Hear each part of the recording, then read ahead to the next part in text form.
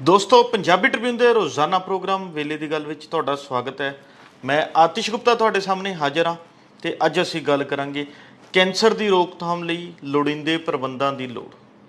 ਦੋਸਤੋ, ਭਾਰਤ ਦੇਸ਼ ਜਿਸ ਦੀ ਕਿ ਆਬਾਦੀ ਲਗਭਗ 140 ਕਰੋੜ ਦੇ ਕਰੀਬ ਹੈ ਤੇ ਇੱਥੇ ਇੰਨੀ ਵੱਡੀ ਗਿਣਤੀ 'ਚ ਆਬਾਦੀ ਹੋਣ ਦੇ ਬਾਵਜੂਦ ਜਦੋਂ ਅਸੀਂ ਗੱਲ ਕਰਦੇ ਹਾਂ ਲੋਕਾਂ ਨੂੰ ਮਿਲਣ ਵਾਲੀਆਂ ਬੁਨਿਆਦੀ ਸਹੂਲਤਾਂ ਦੀ, ਤਾਂ ਉਹਨਾਂ ਦੀ ਘਾਟ ਹਰ ਕਿਸੇ ਨੂੰ ਖਟਕਦੀ ਹੈ।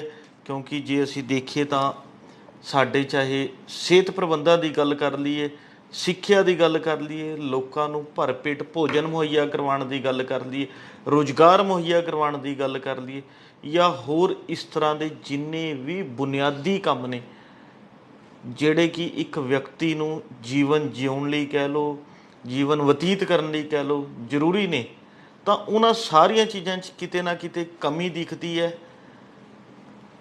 ਅਤੇ ਇਸ ਦਾ ਇੱਕ ਸਭ ਤੋਂ ਵੱਡਾ ਕਾਰਨ ਸਾਡੀ ਸੱਤਾਧਾਰੀ ਧਿਰ ਦੀ ਜਿਹੜਾ ਹੈਗਾ ਵਧੀਆ ਸੋਚ ਨਾ ਹੋਣਾ, ਇੱਕ ਵਿਜ਼ਨ ਨਾ ਹੋਣਾ, ਅਤੇ ਉਸ ਦੇ ਨਾਲ ਹੀ ਸਾਡੀ ਵਿਰੋਧੀ ਪਾਰਟੀਆਂ ਦਾ ਵੀ ਕਿਤੇ ਨਾ ਕਿਤੇ ਹੱਥ ਸ਼ਾਮਲ ਹੈ, ਜਿਹੜੀ ਕਿ ਸਰਕਾਰਾਂ ਨੂੰ ਇਸ ਮੁੱਦੇ 'ਤੇ ਸਮੇਂ-ਸਮੇਂ 'ਤੇ ਨਹੀਂ ਘੇਰਦੀਆਂ, ਜੋ ਕਿ ਉਹਨਾਂ ਦੀ ਜ਼ਿੰਮੇਵਾਰੀ ਬਣਦੀ ਹੈ।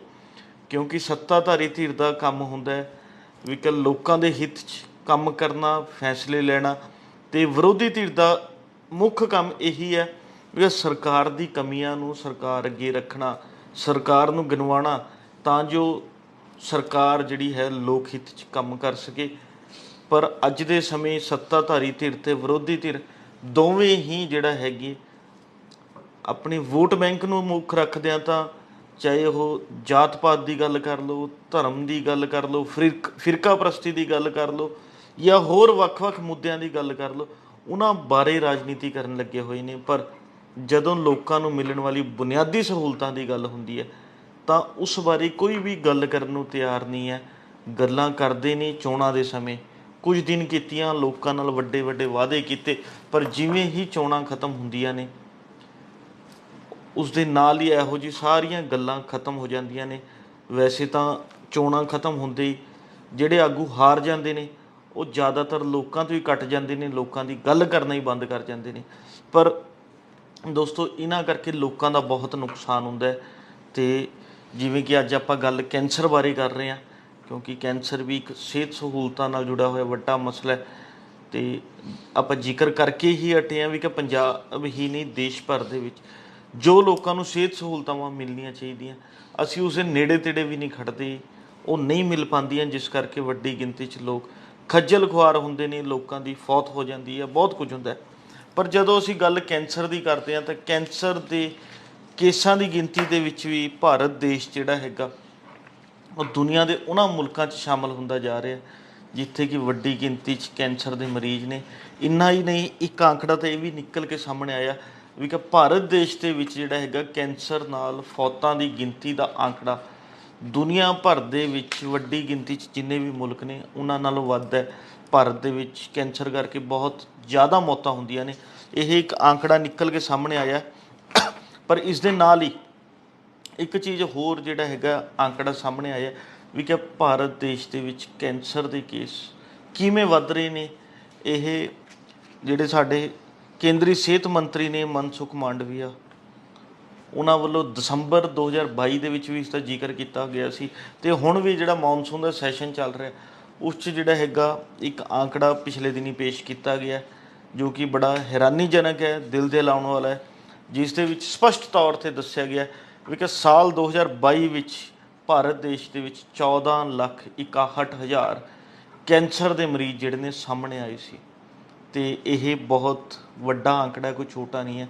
ਮਤਲਬ 140 ਕਰੋੜ ਦੀ ਆਬਾਦੀ ਹੈ, 140 ਕਰੋੜ ਦੀ ਆਬਾਦੀ 'ਚ 14 ਲੱਖ ਬੰਦੇ ਜਿਹੜੇ ਨੇ ਉਹ ਇਸ ਤਰ੍ਹਾਂ ਕੈਂਸਰ ਤੋਂ ਪੀੜਤ ਨੇ। ਇੱਕ ਬਹੁਤ ਵੱਡਾ ਆંકੜਾ ਹੈ। ਅਤੇ ਇਹੀ ਜਦੋਂ ਅਸੀਂ ਹੋਰ ਪਿੱਛੇ ਨਜ਼ਰ ਮਾਰਦੇ ਹਾਂ ਤਾਂ ਸਾਲ 2021 ਵਿੱਚ ਇਹੀ ਮਰੀਜ਼ਾਂ ਦੀ ਗਿਣਤੀ 14.25 ਲੱਖ ਦੇ ਕਰੀਬ ਸੀਗੀ, ਅਤੇ 2022 'ਚ 35,000 ਕੇਸ ਹੋਰ ਵੱਧਦੇ ਨੇ ਅਤੇ ਅਸੀਂ 14,61,000 'ਤੇ ਪਹੁੰਚ ਜਾਂਦੇ ਹਾਂ। ਪਰ ਇਸ ਦੇ ਨਾਲ ਹੀ ਜਦੋਂ ਅਸੀਂ ਮੌਤਾਂ ਦੀ ਗਿਣਤੀ ਦਾ ਆંકੜਾ ਦੇਖਦੇ ਹਾਂ ਉਹ ਵੀ ਕੋਈ ਛੋਟਾ ਨਹੀਂ ਹੈ। ਸਾਲ 2022 ਵਿੱਚ ਭਾਰਤ ਦੇਸ਼ ਦੇ ਵਿੱਚ ਕੈਂਸਰ ਕਰਕੇ ਮੌਤਾਂ ਦੀ ਜਿਹੜੀ ਗਿਣਤੀ ਹੈ ਉਹ 8 ਲੱਖ ਤੋਂ ਵੱਧ ਹੈ, 8 ਲੱਖ ਟੱਪ ਚੁੱਕੀ ਸੀਗੀ ਤੇ 2021 ਵਿੱਚ ਉਹ 7,99,000 ਦੇ ਕਰੀਬ ਹੈ। ਤਾਂ ਇਹ ਕੋਈ ਛੋਟੇ ਆંકੜੇ ਨਹੀਂ ਹੈ, ਇਹ ਬਹੁਤ ਹੀ ਹੈਰਾਨੀਜਨਕ ਆંકੜੇ ਨੇ, ਸਭ ਨੂੰ ਹੈਰਾਨ ਕਰ ਦੇਣ ਵਾਲੇ ਆંકੜੇ ਨੇ।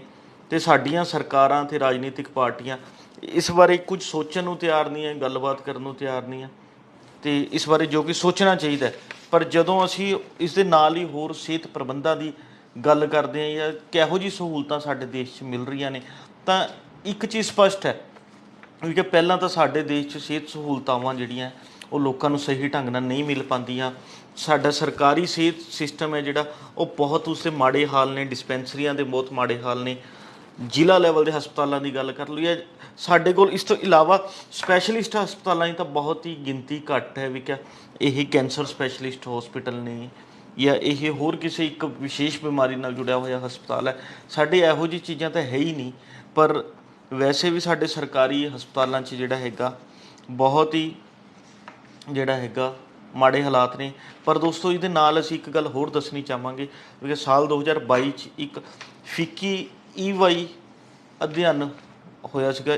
ਫਿੱਕੀ EY ਕੰਪਨੀ ਹੈ, ਉਹਦੇ ਵੱਲੋਂ ਇੱਕ ਅਧਿਐਨ ਕੀਤਾ ਗਿਆ ਸੀ। ਉਹਦਾ ਆંકੜਾ ਜਿਹੜਾ ਹੋਰ ਵੀ ਇਸ ਤੋਂ ਹੈਰਾਨੀਜਨਕ ਸੀਗਾ, ਕਿਉਂਕਿ ਉਹਨਾਂ ਨੇ ਇੱਕ ਚੀਜ਼ ਸਪਸ਼ਟ ਤੌਰ 'ਤੇ ਕਹੀ ਸੀ ਕਿ ਸਰਕਾਰ ਵੱਲੋਂ ਜਿਹੜੇ ਇਹ ਆંકੜੇ ਪੇਸ਼ ਕੀਤੇ ਜਾਂਦੇ ਨੇ ਅਤੇ ਹਕੀਕਤ 'ਚ ਬਹੁਤ ਫਰਕ ਹੈ।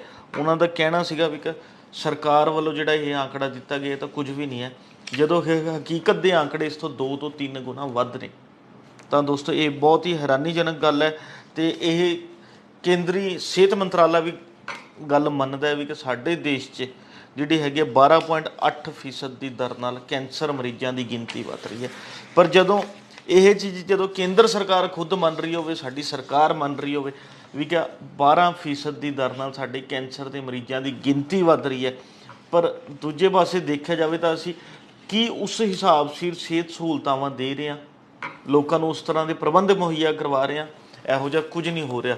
ਵੈਸੇ ਤਾਂ ਜਦੋਂ ਅਸੀਂ ਕੈਂਸਰ ਦੀ ਗੱਲ ਕਰਦੇ ਹਾਂ ਤਾਂ ਕੈਂਸਰ ਤੋਂ ਪੰਜਾਬ ਵੀ ਕੋਈ ਬਚਿਆ ਹੋਇਆ ਨਹੀਂ ਹੈ, ਕਿਉਂਕਿ ਪੰਜਾਬ ਦੇ ਵਿੱਚ ਵੀ ਆંકੜੇ ਬਹੁਤ ਜ਼ਿਆਦਾ ਨੇ। ਪੰਜਾਬ ਤਾਂ ਵੈਸੇ ਪਿਛਲੇ ਸਮੇਂ 'ਚ ਕੈਂਸਰ ਦੀ ਜਿਹੜਾ ਹੈਗਾ ਇੱਕ ਧਰਤੀ ਕਿਹਾ ਜਾਣ ਲੱਗ ਗਿਆ ਸੀ। ਇੱਥੇ ਕੈਂਸਰ ਦੇ ਮਰੀਜ਼ ਬਹੁਤ ਨੇ, ਕਿਉਂਕਿ 2018 ਤੋਂ 2020 ਤੱਕ ਦੇ ਇੱਕ ਆંકੜੇ ਸਾਹਮਣੇ ਆਏ ਸੀ ਪੰਜਾਬ 'ਚ, ਤਾਂ ਐਵਰੇਜ ਕੱਢੀ ਗਈ ਸੀ ਵੀ ਕਿ ਪੰਜਾਬ ਦੇ ਵਿੱਚ ਹਰ ਸਾਲ 36,000 ਲੋਕਾਂ ਨੂੰ ਕੈਂਸਰ ਹੁੰਦਾ ਹੈ। ਤਾਂ ਮਤਲਬ 36,000 ਪਰਿਵਾਰ ਜਿਹੜੇ ਨੇ ਹਰ ਸਾਲ ਕੈਂਸਰ ਕਰਕੇ ਇਫੈਕਟਿਡ ਹੁੰਦੇ ਨੇ, ਉਹਨਾਂ 'ਤੇ ਭਾਰ ਪੈਂਦਾ। ਇਸ ਤਰ੍ਹਾਂ ਦੀ ਔਕੜਾਂ ਦਾ 36,000 ਪਰਿਵਾਰਾਂ ਨੂੰ ਸਾਹਮਣਾ ਕਰਨਾ ਪੈਂਦਾ। ਪੰਜਾਬ 'ਚ ਤਾਂ ਇਹ ਵੀ ਕਾਰਨ ਦੱਸਿਆ ਗਿਆ ਸੀ ਵੀ ਕਿ ਪੰਜਾਬ ਦੀ ਧਰਤੀ 'ਤੇ ਜਿਹੜਾ ਖੇਤੀਬਾੜੀ ਲਈ ਕਹਿ ਲਓ ਜਾਂ ਹੋਰ ਪੈਸਟੀਸਾਈਡਸ ਦੀ ਬਹੁਤ ਵਰਤੋਂ ਕੀਤੀ ਜਾਂਦੀ ਹੈ, ਉਸ ਕਰਕੇ ਸਾਡਾ ਪਾਣੀ ਵੀ ਜਿਹੜਾ ਹੈਗਾ ਜ਼ਹਿਰੀਲਾ ਹੋ ਚੁੱਕਾ ਹੈ। ਉਹ ਵੀ ਕੈਂਸਰ ਦਾ ਵੱਡਾ ਕਾਰਨ ਦੱਸਿਆ ਜਾਂਦਾ ਸੀ।